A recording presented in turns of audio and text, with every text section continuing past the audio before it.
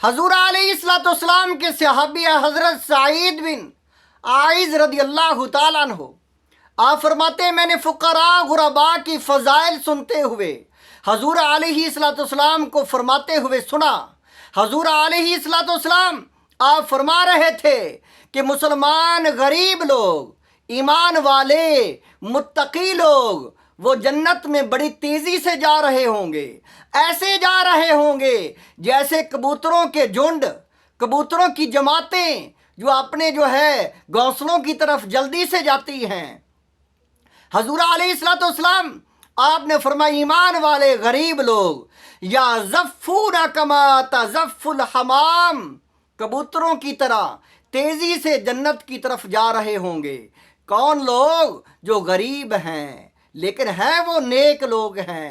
حضور علیہ السلام آپ نے فرمایا فَيُقَالُ لَهُمْ قِفُّوا لِلْحِسَابِ، تو انہیں کہا جائے گا رک جاؤ حساب کے لیے۔ غریب لوگوں کو جب فرشتے کہیں گے کہ اپنا حساب دے لو، اپنا حساب دے کر جنت میں جانا، تو وہ غریب لوگ کیا جواب دیں گے؟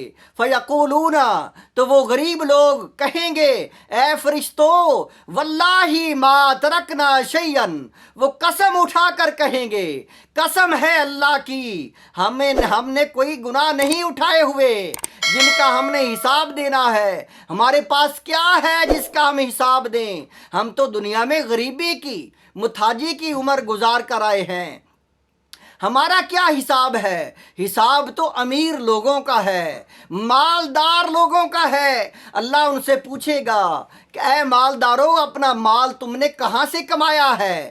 اے مالدارو یہ مال کہاں سے اکٹھا کیا ہے؟ اے مالدارو مال کو تم دنیا میں چھوڑ آئے، تم نے ان کو خرچ کیوں نہیں کیا، زکوٰۃ کیوں نہیں ادا کی؟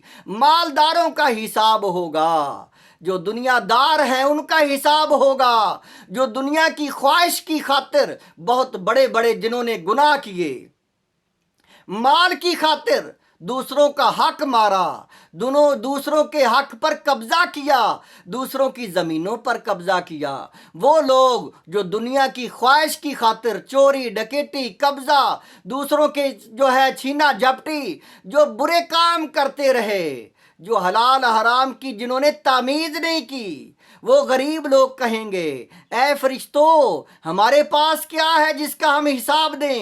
ہمارے پاس کچھ نہیں ہے، ہمارے پاس حساب دینے کے لیے کچھ نہیں ہے۔ تو اللہ تعالیٰ فرمائے گا، اللہ تعالیٰ فیقول اللہ، تو اللہ تعالیٰ ان کی تائید کرے گا، تو اللہ تعالیٰ فرمائے گا صادق عبادی، اے فرشتوں میرے بندوں نے سچ کہا ہے، یہ تو غربت کی زندگی گزار کر آئے ہیں، ان کا کوئی حساب نہیں ہے۔ فرمایا فَيَدْخُلُونَ الْجَنَّةَ، وہ غریب لوگ جنت میں داخل ہوں گے قبل الناس ب70 عاما، 70 سال پہلے جنت میں داخل ہوں گے۔